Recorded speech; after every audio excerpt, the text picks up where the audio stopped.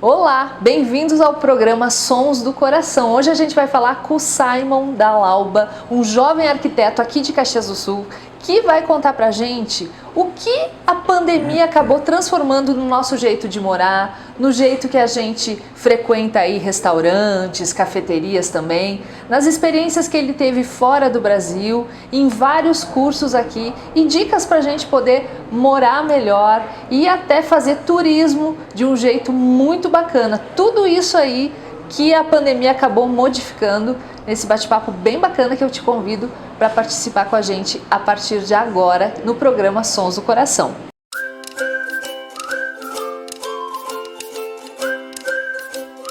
Bem-vindo, Simon. Tudo bom? Obrigado, tudo certo. Muito bom. A gente já convida o pessoal para se inscrever aqui no canal, ativar o sininho para receber notificações toda vez que chegar um vídeo novo, que nem esse aqui do Simon, e deixar aqui embaixo seu comentário para concorrer a um presente muito bacana da Botânica Boutique Floral e da loja lá do Mato, aqui de Caxias do Sul. A gente agradece também a cafeteria Sabor de Café que nos recebe aqui para essa entrevista. E o Simon também fez parte do projeto arquitetônico daqui, né, Simon? Sim. Você que assina? Isso aí, eu que assinei o projeto, a gente pegou, enfim, a sala estava parada há bastante tempo, então foi feito toda uma requalificação nela. Então partimos do zero, desde pintura, iluminação, móveis novos, então ela foi é um local tão privilegiado aqui, né? A gente está aqui na Avenida Rio Branco de movimento, enfim, e era um lugar ocioso. Agora temos um lugar bom para tomar um café, para se reunir com os amigos, enfim, né? Simon, você teve várias especialidades aí, especializações que você fez em São Paulo relacionadas a espaços comerciais, restaurantes, cafeterias que nem essa. Aqui no caso, o que vocês buscaram? Um clima de aconchego? Qual era a ideia assim, inicial? Cada projeto ele acaba tendo um norte que a gente chama de um briefing, enfim, inicial, que se conversa com o cliente para entender que rumo vamos tomar para esse projeto. Então, no mesmo lugar, a gente pode ter um projeto mais rústico, pode ter um projeto mais urbano, pode ser alguma coisa mais aconchegante, e eu acho que isso muito é a arquitetura realmente que vai trazer. Então, aqui, o que se buscou? A gente tentou trazer um rústico urbano, então a gente tem materiais mais contemporâneos, como serralheria, com detalhes em preto, se pintou o teto de preto para baixar um pouco o pé direito, coisas assim. Mas ao mesmo tempo a gente trouxe esses elementos naturais. Então, tem uma mesa que é um toco de madeira, tem um tapete natural, tem as eletrocalhas que poderiam ser metálicas, a gente quis trazer madeira também. Eu acho que a grande pegada do projeto é como que a gente ilumina ele, então luz mais quente, deixa mais aconchegante, os materiais que se utilizam, então são lâminas amadeiradas, o tecido é que remete a um couro. Então tudo isso dá a cara do projeto. Então aqui hoje a gente tem um lugar que é bem isso, é aquele aconchego que tu pode vir em duas pessoas, tu tem as poltronas, tu vem num grupo maior, tem os bancos grandes, quer fazer um happy hour, tu tem um espaço que reúne mais pessoas. Então é um projeto também que se pensou pro agora, mas que num futuro que espero que próximo a gente também possa se reunir, quer vir tomar uma cerveja, uma espumante. Então a gente vê que é meio que multi-opções, sabe? Tanto que aqui a gente tem sorveteria também. Então tu não precisa só tomar um café. Eu acho que a ideia da arquitetura comercial é isso, atender várias demandas e vários públicos no mesmo lugar, né? E o que a pandemia mudou, Simon, nessa questão de frequentar restaurantes, cafeterias? É o que você está falando, a gente vê em pequenos grupos, está começando a sair agora de casa também. Então a arquitetura ela também começa a ser pensada através desse novo viés aí. Sim, a gente notou no escritório muito isso, sabe?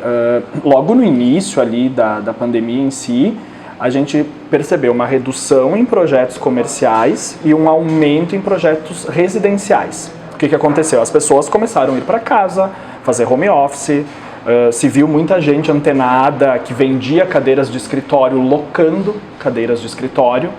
Então, teve muita coisa que teve que se reinventar. E aí a gente acabou tendo uma demanda de pessoas que estavam em casa mais tempo e, essa parede talvez precise de pintura. Acho que aqui poderia ter uma planta, porque eu quero ter uma coisa mais natural. Então isso do natural, da biofilia, de ter o vivo junto, veio com tudo. Você acha que vai permanecer? Espero que sim, porque a gente é super defensor dessa ideia, né? E as pessoas perceberam que elas precisam viver bem, sabe? Então, o sofá que estava com um problema, vamos trocar ou vamos reformar. Então a gente viu essa demanda. E ao mesmo tempo, se observou muita gente pensando em projeto comercial, já prevendo o fim disso, porque a gente sabe, enfim, vai terminar e quem realmente se preparar antes e já estiver adequado a tudo isso, vai sair na frente, né? Então a gente tem tanto a parte de projetos comerciais, enfim, tu comentou dos cursos, né? Eu já tinha feito um curso de arquitetura de restaurantes antes, presencial, em São Paulo, e aí agora eu fiz 3 especializações online. E aí se viu muitas coisas, por exemplo, a gente percebeu o aumento do delivery, né? As pessoas em casa pedindo comida. Os locais não estavam preparados para isso. Não tinha lugar para o motoboy parar. Não tinha lugar para o motoboy lavar a mão. São necessidades que surgiram. E aí a gente começou a ver que isso tudo pode ser implantado, sabe? Tu pode ter um acesso diferenciado, tu pode ter uma pia logo na entrada, que foi uma das coisas que a gente já pensou aqui. Então, às vezes são demandas que de início parecem, nossa, eu não vou fazer toda uma movimentação porque é uma sala alocada. Às vezes com um custo reduzido tu resolve e tu tá adequado a toda essa questão de saúde, de limpeza. Eu acho que tinha muito isso, sabe? Entra, se serve, come e vai embora. Tipo, não, tu entra, tu lava tua mão, daí tu se serve. Eu espero que isso seja uma lição que a gente tenha aprendido da pandemia, sabe? Porque parece bobo, mas o lavar as mãos eu acho que é um ponto crucial que a gente precisa aprender, né? Tomara que perdure aí, né? Como uma questão de higiene até, né? Exato. Simon, e essa questão que você havia comentado também anteriormente, da questão dos containers, que tem surgido muito na arquitetura. Como é que funciona isso? A gente viu o quê? O escritório de arquitetura às vezes é um pouco complexo de tu entender o que é a tua especialização, né? Porque a gente se forma, a gente busca coisas e meio que entende o que gosta, mas acho que as coisas às vezes a gente vai sendo meio levado em alguns momentos, né? Então eu iniciei com projetos comerciais, por indicações, enfim, e aí isso foi levando a vários outros. Então, tipo assim, meu primeiro projeto foi uma cafeteria. E aí depois dessa vem uma segunda, vem uma terceira, vem uma quarta, estamos aqui em uma nova também. E isso dos containers surgiu num momento que não se falava muito nisso. A gente tinha essa coisa de locação, de Airbnb e tal, mas ainda tinha muito hotel e, o café da manhã, coisas assim, pousadas. E aí o Cambará Container, que foi o primeiro projeto que a gente fez ali no escritório, ele veio meio que para romper um pouco isso, tanto que ele é em Cambará.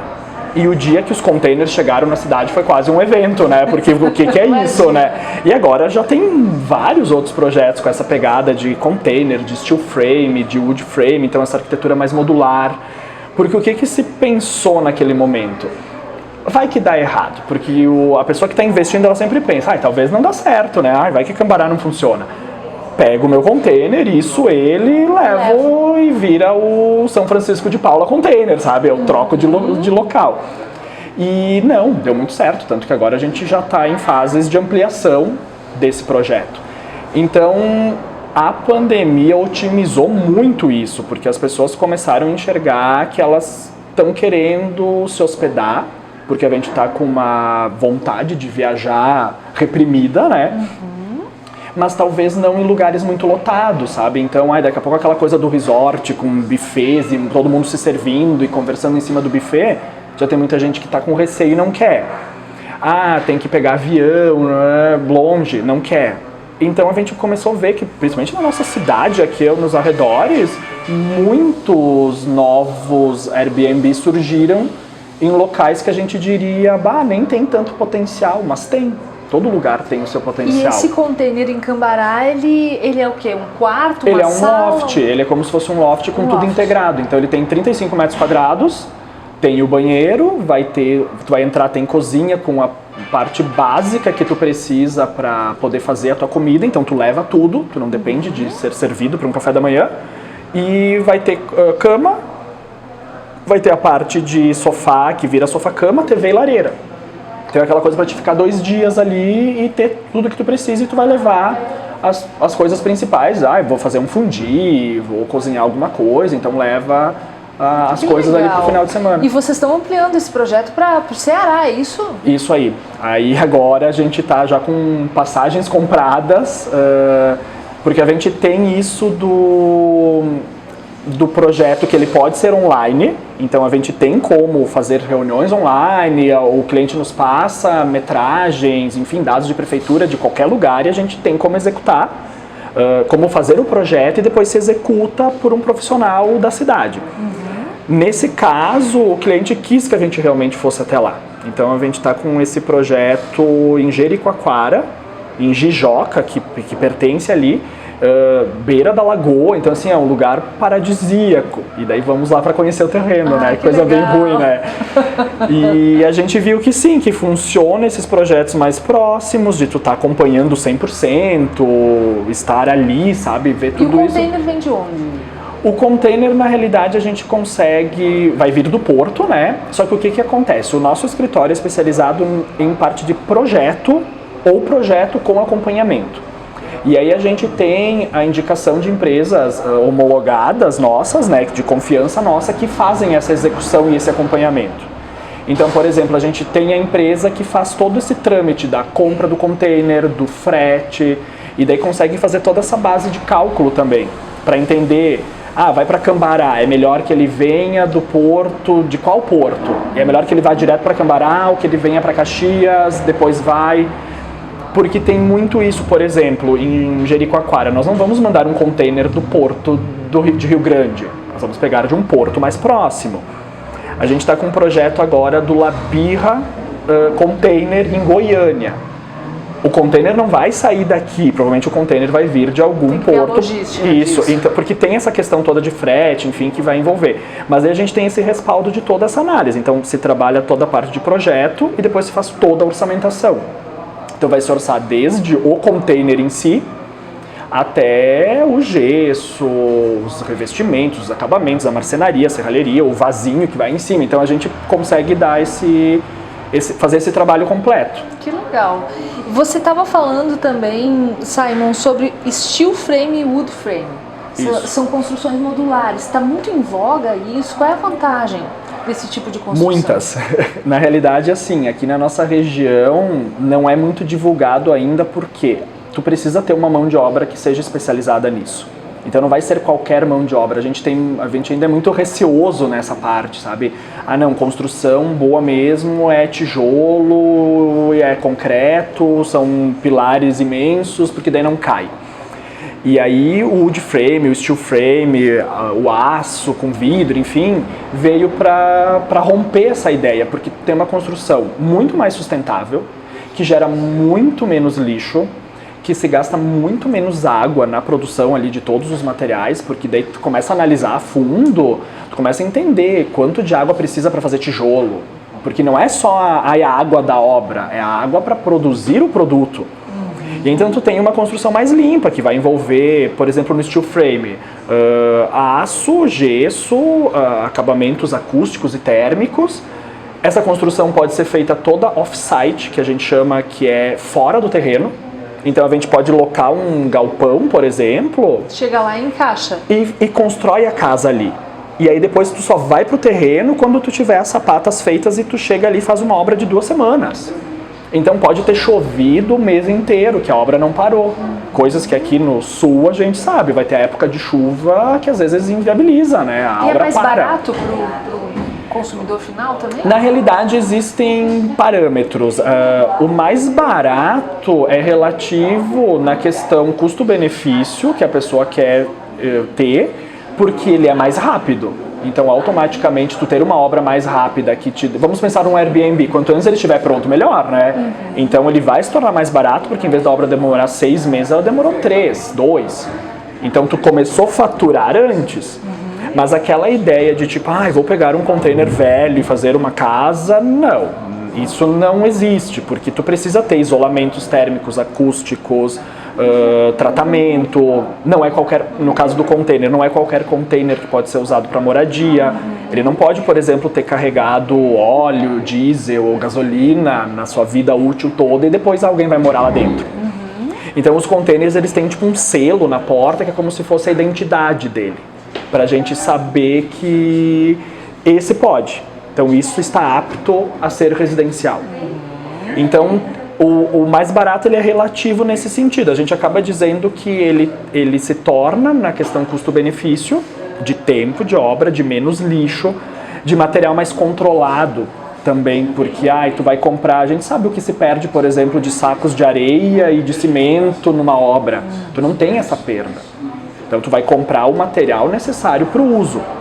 Então eu acho que também tem que ter um pouco disso, que bom, a natureza agradece, né? Com certeza. Esse tipo de coisa. Simon, você como arquiteto, como é que você percebe as mudanças no consumidor?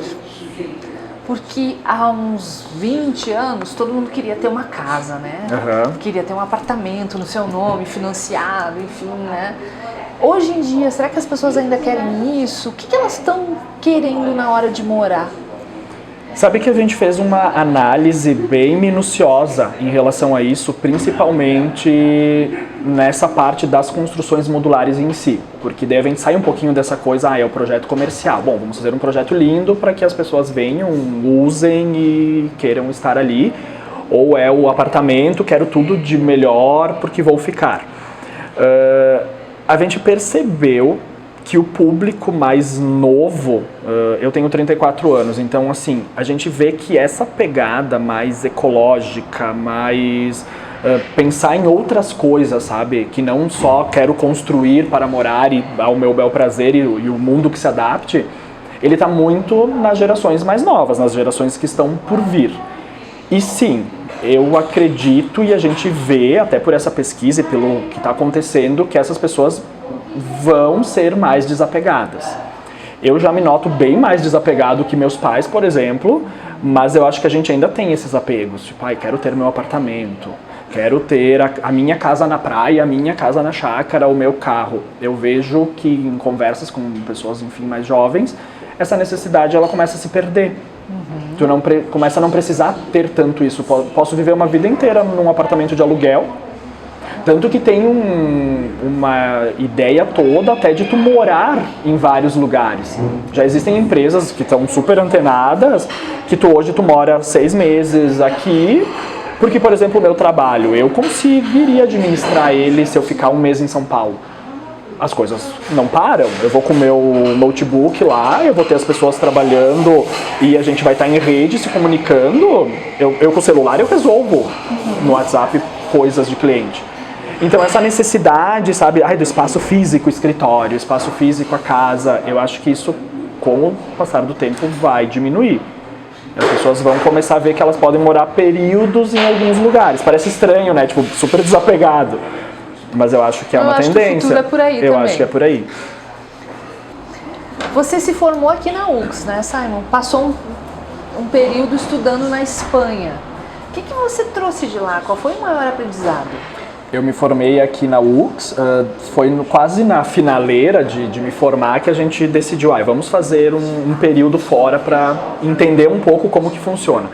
E foi muito enriquecedor, a gente volta com outro olhar, né? Então, assim, tanto da forma em que as coisas são ensinadas, porque a gente ficou em Sevilha. Então, eu estava numa cidade que ela estava nos meus livros de história daqui, por exemplo. E daí, tu vivenciar é muito diferente.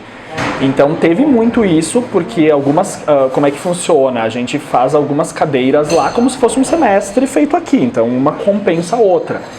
Então, tu vê que, por exemplo, enquanto aqui a gente talvez está analisando a Europa como história, lá tu está analisando a Europa como o momento.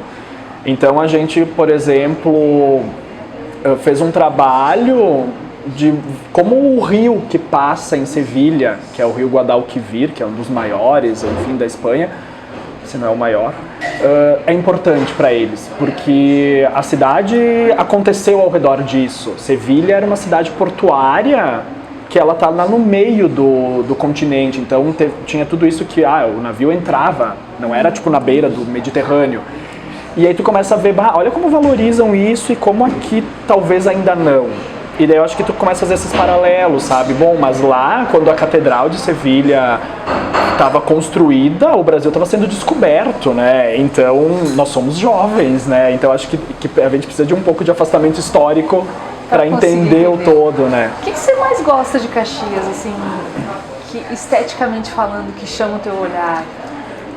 Muita coisa. Eu acho que a gente tem, às vezes, um pouco daquela coisa que o de fora é melhor. E se esquece, né, de olhar para dentro. Por exemplo, nós temos o escritório no Moinho da Estação, em São Pellegrino. Era um sonho que eu tinha, então para mim aquele lugar ele é maravilhoso, sabe? São Pellegrino, eu acho que a vida na rua é uma coisa que a gente pode otimizar, e eu acho que quando acabar essa pandemia as pessoas vão querer sair mais ainda, né? Então eu vejo que a gente tem tanto potencial arquitetônico, o centro agora despido daquelas placas imensas que a gente tinha na Avenida Júlio, e tu começa a enxergar essa arquitetura de novo.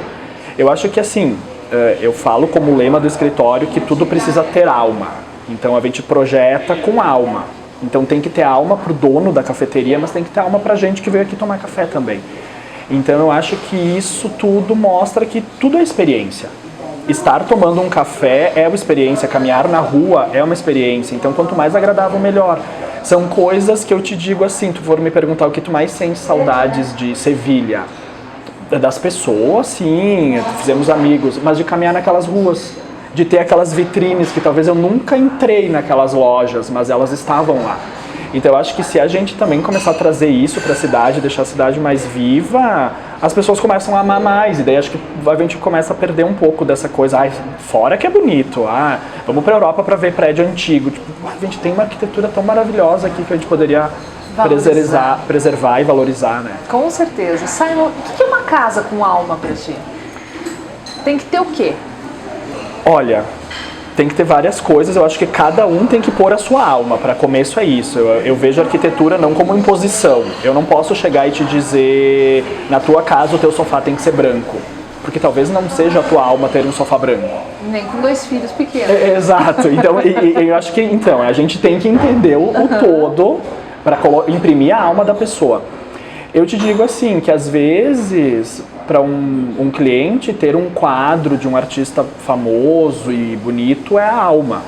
Nossa, eu queria muito, era o meu sonho, eu queria ter isso aqui, tá aqui estampado na minha parede.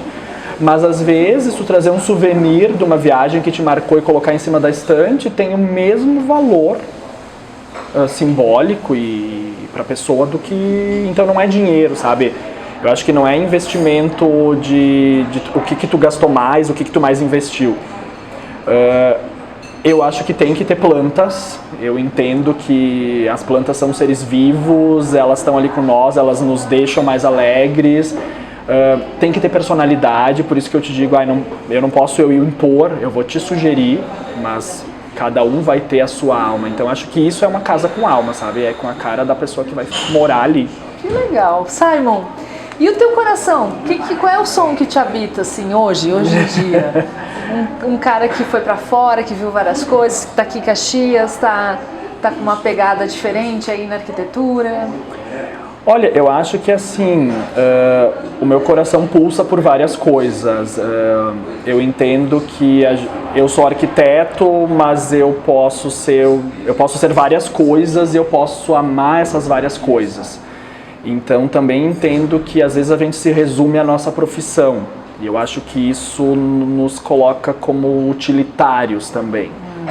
E me incomoda um pouco isso dessa análise, tipo, o Simon ele deu certo porque ele é arquiteto e as pessoas vão e gostam. Não, o Simon tem alma, o Simon tem família, o Simon tem 2 gatos que ele adora, então acho que essas coisas movimentam o coração. O Simon se posiciona sobre o que está acontecendo no mundo, o Simon não é alienado a uma pandemia e fica achando que tá tudo lindo porque eu tenho trabalho, tipo, não está tudo lindo. Então eu acho que essas coisas elas são necessárias. Eu acho que isso é o que me fortalece, isso é o que me motiva e isso é o que me faz querer crescer e ser melhor e talvez repensar atitudes que eu já tive que hoje já não fazem mais sentido e vamos melhorar, vamos nos informar. Então acho que esse é o Simon, ele não é só o Simon arquiteto, sabe? É o Simon com coração. Com coração também, isso tudo enriquece o teu produto final também, do teu trabalho, né? E da vida. Simon, mostra pra nós as tuas dicas de livro, que eu já gostei aí, já dei uma espiada. Então, eu quis trazer dois, porque acho que foram duas coisas que realmente, dois livros que eu comecei a ler depois de começar a fazer terapia. Aconselho para as pessoas, porque é muito necessário. Muita gente que senta aí nessa cadeira também aconselha. Então, eu acho fantástico. Sim, eu fui uma pessoa que achou que não precisava, e isso é uma das coisas que eu desconstruí, porque sim, eu acho que eu preciso, e acho que todo mundo precisa. E eu acho que essa visão, não é nenhuma questão de dizer uma visão política, porque eu acho que esses dois livros, A Elite do Atraso e o 1984, eles são bem politizados, mas eu acho que nós somos política. A cidade é política, caminhar na rua é política, viver é política, e tu não precisa nem se posicionar na rede social. Então, assim, se tu é um ser humano sociável, tu é político. E eu acho que esses dois livros, eles me fizeram ter uma visão um pouco diferente de coisas que eu já acreditei e que eu vejo que talvez eu estava enganado, e de coisas que eu acredito hoje. E me trazem uma análise, principalmente o 1984, que é um livro muito antigo, né? Porque 1984 era um ano que ele enxergava, tipo, o futuro, né? Ele escreveu em 1948. Isso aí. E fez esse trocadilho da inversão. Então, tu imagina que foram 40 anos antes e ele é atual para hoje. Ele é muito atual para hoje. Eu li assustadoramente. Então, assim, como a gente às vezes é influenciado, se tu for colocar, ele só não usa o termo fake news aqui, né? Mas assim, ele podia estar em vários momentos do livro, né? Então tu vê que realmente a gente tem que abrir um pouco a mente até para te poder dialogar melhor. Porque eu acho que se tu não se informa ou se informa apenas por um viés, tu não consegue dialogar. Aí tu te condiciona a uma bolha que só o que concorda, só o que tem a ver com o que tu fala existe. E o mundo é muito mais do que isso. Eu acho que tem coisas que não se discutem. Eu acho que não, a gente tem que parar de, por exemplo, achar que o racismo tem dois lados. Tipo, não. Tu não pode ser racista. Eu não vou discutir contigo para te me passar o teu ponto de vista, porque isso não tem dois lados. Mas eu acho que muitas outras coisas, políticas, enfim, de entendimentos, de vida, de tudo, a gente pode ouvir e com diálogo a gente pode chegar num consenso, a gente pode chegar no final da nossa conversa e dizer aceito, mas não concordo, ou a gente pode dizer, concordei contigo, mudei minha opinião. Então acho que isso é a democracia, sabe? E esses livros mostram que tudo, quando tu tiver um totalitarismo, um populismo, alguma coisa do gênero regendo acima de tudo, a gente não chega em lugar nenhum. Mostra para aquela câmera ali, Simon. 1984, do George Orwell. E esse do Gessé Souza, Elite do Atraso. Esse é bem atual e fala muito de... Na realidade, ele é uma edição também mais antiga, mas que ela foi reeditada, e ele conta a história da escravidão até o governo Bolsonaro, o governo atual. Então, ele é uma crítica, mas ele também mostra tudo o que tem de estrutural no nosso país. Por que se fala, né? O racismo é estrutural, coisas assim nesse estilo, porque... Como é que foram as oportunidades dessas pessoas? Como é que foi construído o nosso país? Então, a gente não pode olhar as coisas muito deslocadas do que tem para trás. Eu acho que as pessoas elas estão muito focadas no... e agora é isso, então vamos acabar a pandemia e tudo... Não, mas a gente vê a desigualdade do país hoje e a gente não entende que ela aconteceu por causa da pandemia. Ela já existe desde sempre, e as pessoas que foram marginalizadas há muito tempo atrás, elas continuam até hoje, talvez otimizadas numa época como agora. Então, por isso que isso é estrutural, por isso que isso precisa ser combatido, por isso que isso não tem discussão, né? Simon, adorei esse bate-papo. Eu também. Você é uma pessoa incrível, muito rico, com muitas ideias, e a gente entende o porquê que os seus projetos ficam tão legais também, porque tem uma bagagem cultural, uma bagagem emocional aí bem grande. Parabéns. Obrigado. Sucesso para você. E, gente, Deixa aqui o seu comentário, concorra a um presentão ó, da Botânica Boutique Floral, leve uma plantinha para sua casa, Já quem vou fazer sabe, o meu né? comentário também. E da loja lá do Mato. A gente se encontra numa próxima. Obrigada, Simon. Eu que agradeço, Até obrigado. mais, gente. Tchau, tchau. Até mais. Achou.